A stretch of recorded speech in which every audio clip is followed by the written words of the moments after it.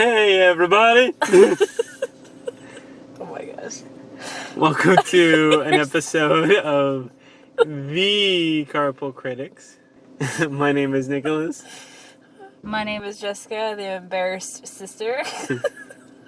Embarrassed about what? You're so lame. Me.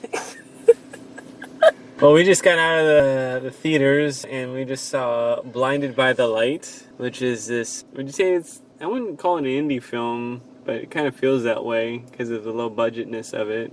Yeah. Because it was done by Warner Brothers and New Line, which is, they're pretty big heavy hitters. But anyway, it's not a blockbuster, but it's not like a B movie. Right. So it's basically a movie about Javed, young Pakistani kid who was born in Luton, England, which is a small factory town in the 80s, and it's pretty much a coming of age story of him and how he's trying to take control of his life during these times, and he finds big inspiration by Bruce Springsteen and his music. That's pretty much a spoiler-free synopsis of it. Do you think you would recommend this to people, Bubba? Yeah, definitely. I enjoyed it. I thought it was really well done. I liked how they put Bruce Springsteen in it, but at the same time they did put, doing air quotes, modern music to it, because Bruce Springsteen, it is set in 1987, and Bruce Springsteen, he already had his hits by then, but they had the 1987's modern music playing as well as Pakistani music, so I like that it's not just Bruce Springsteen. Yeah, it just fits. It's another element to the society at that time. But yeah, I recommend it. If you like Bruce Springsteen, if you like coming of age movies. Just like feel-good family movies. Yeah.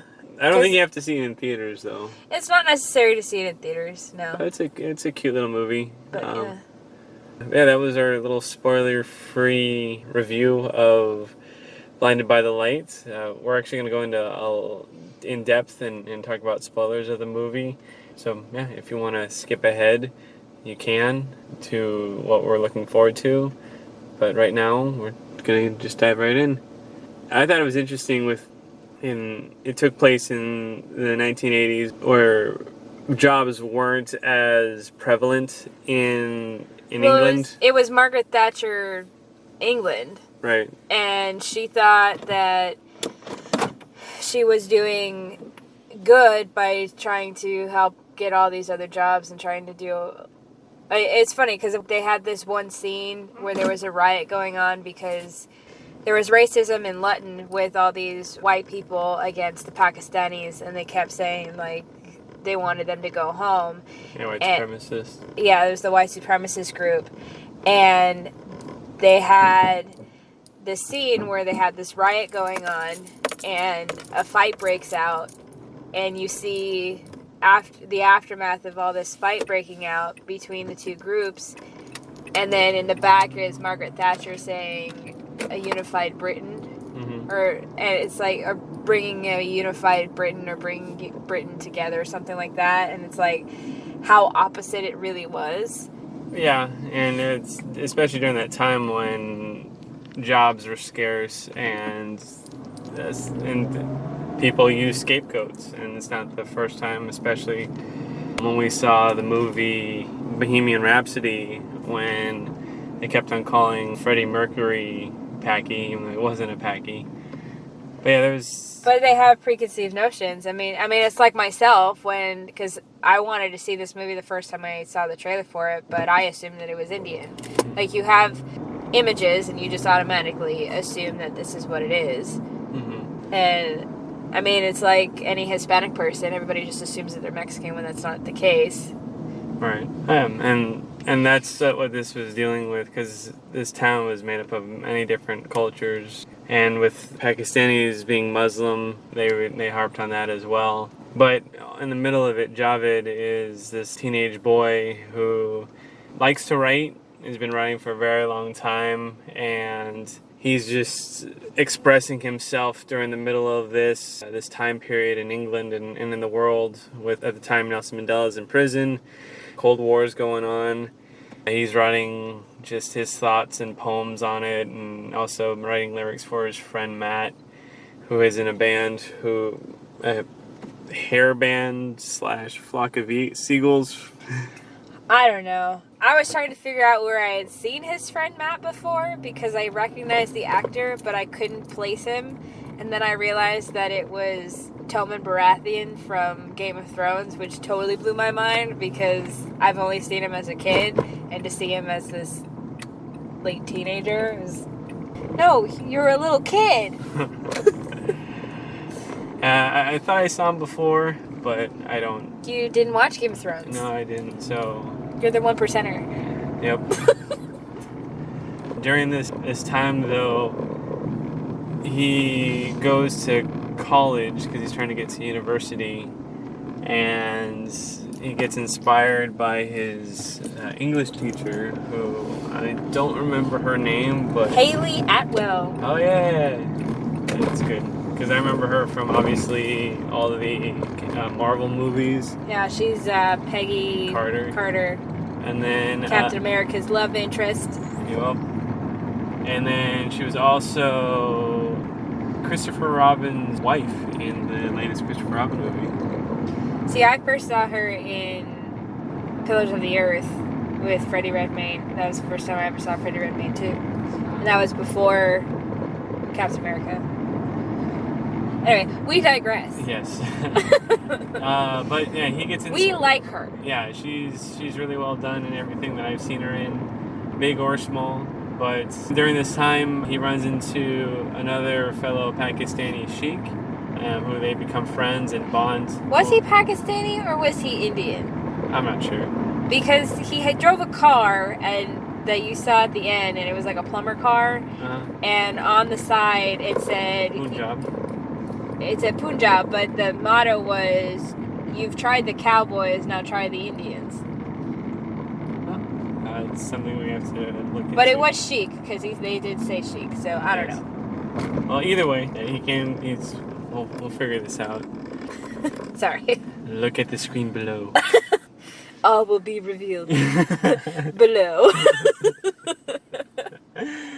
But that's who introduced him to Bruce Springsteen, and during a tumultuous night of wind and lightning, Hey, we've been to England, you know that's not far-fetched. Yeah, no. Yeah. But yeah, he gets inspired by Bruce Springsteen, and it just talks about everything that he's been feeling as a teenager, with his home life, his work life, his school life, his relation to the world at that time. And he just gets enthralled with it and just dives deep, and it gets inspired. And I know you, Jessica, you have a really big affiliation with music and how it influences you and how it feels from, all the way from high school until now. How do you feel that kind of fit in with how it inspired him? Well, I definitely know how that feels because, even going before high school, because I remember when Dad would drive us to school when we were in elementary school, and we would be listening to the classic rock station, and we were lame back then because we pretended that his car was a Starship Enterprise, but we were listening to like Bruce Springsteen or Queen or The Who, and ZZ Top. Oh, never get ZZ Top. So there's certain songs that just kind of bring me back to those moments where Dad drops us off at school. Or, because Dad also introduced us to a wide variety of stuff. So we listened to the Gypsy Kings, which is a Spanish band. And for some reason, we both had La Montaña by the Gypsy Kings stuck in our head when we went to England that first time. So whenever I hear that song, I just think of us singing that in the underground when we're trying to get out of one of the stations. So, music... And I've described this to other people too. I have a wide variety of music, and I don't really like to let people listen to all of my music because I consider it my diary. When I go to certain places, when I have certain moods, when I need to find my center, I need to listen to music. That's pretty much how I see my life, is I listen to music, and I associate certain things with music. Certain feelings, certain emotions, and certain frame of minds. So for me, I can understand where he's coming from, with listening to music. He was definitely a lot more outspoken about his love for Bruce Springsteen than I could ever be about some of the music that I listen to. You never dress up like Good Charlotte? No, I would never dress up as Good Charlotte, no matter how much I love them and that I own every single one of their songs to this day. So, no, I would never outright shout it out. And I mean, I remember when I was about to go into high school and I would ask you, I'm like, well, nobody would listen to the same music as me. And you told me, don't worry, somebody's going to listen to the same thing as you. You're going to find somebody. High school is full of a wide variety of people, and you can find that group of people. And he did. He had his friend Matt, who is this white British guy who he had his flock of seagulls hair, and he had his own synth music going on, and he had his music, but that wasn't the same as Javid's. But he found his friend Roops, and like he just bumped into him in the hallway, who introduced him to Bruce Springsteen, and they ended up connecting through music. And I've had friends where I've connected through music. I've also had friends where like we have different tastes in music. Like my best friend and I, we are complete opposites with music, but you still find a connection through music, whether it be the same or not. And I can see where he's coming from about like having music speak to you and having relate to it. Yeah, I can relate to it because I've had that throughout my life, and even still now. Yeah, and actually that I saw a lot of you and Javid, just because of just exactly what you said. When it came to inspiring for writing and submitting his poems to his teacher, or when he was singing to the girl he liked at the park, or just the feelings that he had when he had to deal with his family. But you know, but I've had moments where I've had moments of inspiration while I'm like listening to something, and I have moments of clarity with things. Then yeah. But yeah, it's he just gets so inspired, and it kind of, in a sense, drives a wedge between his family and his interests in a bit, because he feels separated from them in a way. Well, he feels that his voice isn't heard, which, I think one of the reasons why I truly liked it is because I can see myself as Javid, like you were saying, you can see me as him. Because, like, I've had moments in my life where I had my voice squashed. I couldn't say what I wanted. So I can completely understand where he was coming from. And to see the hurt and the pain in his face, like, I know that pain. I know that feeling of I can't say anything. I can't say what I want to say. And it just, I don't know. It hit home, and for him to like overcome that and just to finally say what he wanted to say was cool, and it made me cry. And he actually was lucky enough to win the contest with his writings and go to Monmouth College in New Jersey, which is really close by where Bruce Springsteen grew up. And so that was kind of cool that he got to visit his hometown. Yep, his hometown, and go around with his best friend, the Sheik, Roops. There you go. So that was cool, and it kind of put a line in the sand between him and his dad, who were kind of battling it out, especially with what his dad's going through with losing his job, and he had to rely on his family to bring in some income while he was just trying to find anything to do, and, you know, pawning his wife's jewelry or having to take his kids' money that they've earned just to help support the family and everything. It was a difficult position that the dad was in, and he's trying so hardly to hold on to his family, his heritage, but he sees he's losing his son. And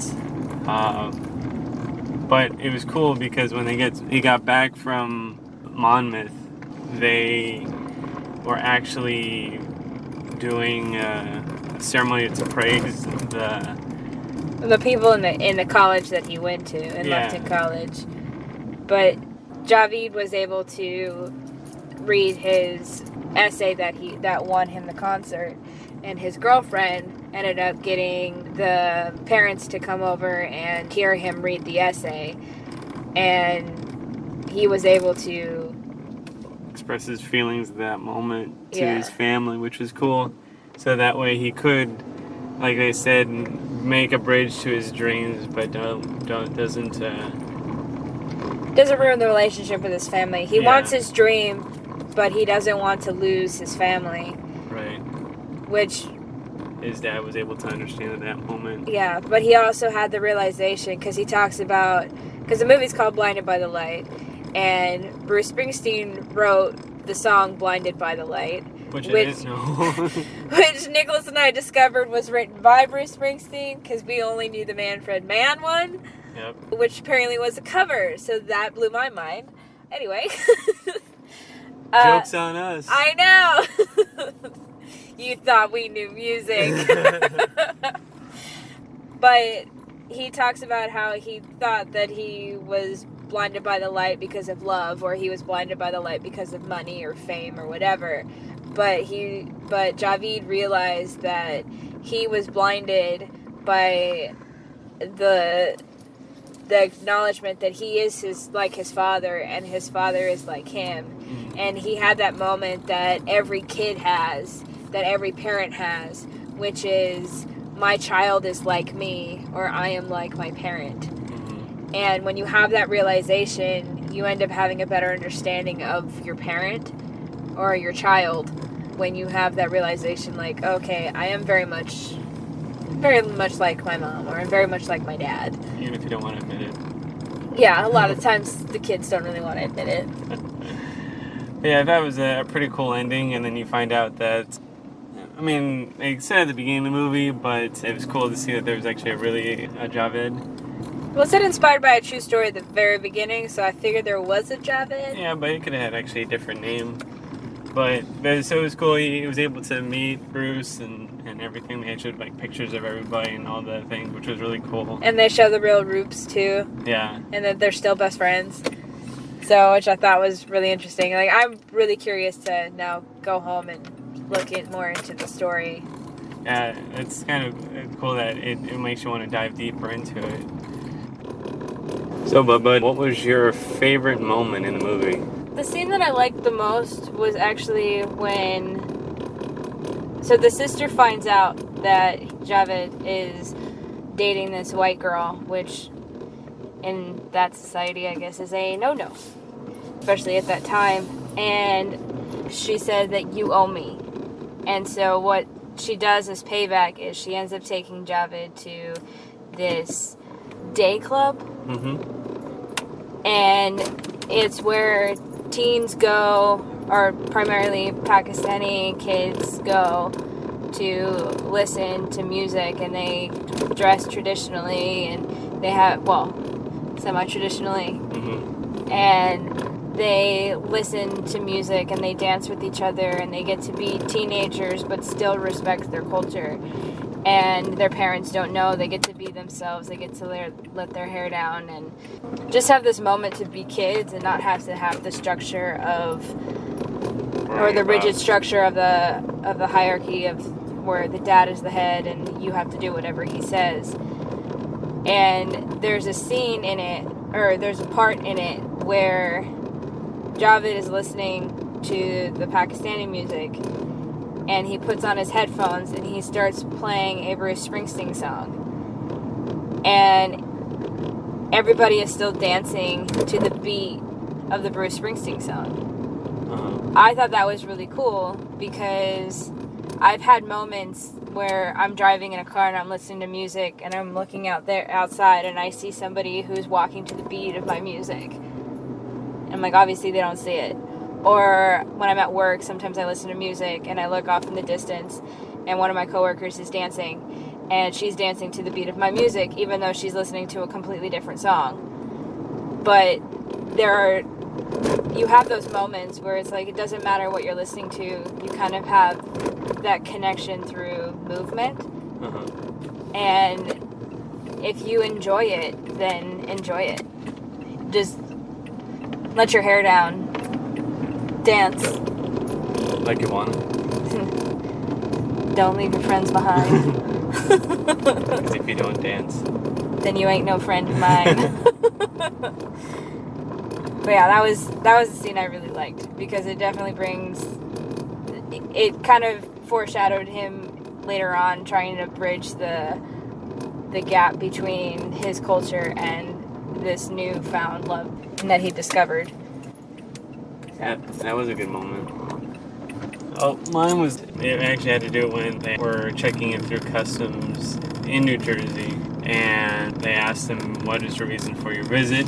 Javid said to visit the home of the boss, and the guy kind of had to stare down with his other TSA guy, or the customs guy, and he's like, I could think of no better reason to come to the United States than to visit the home of the boss.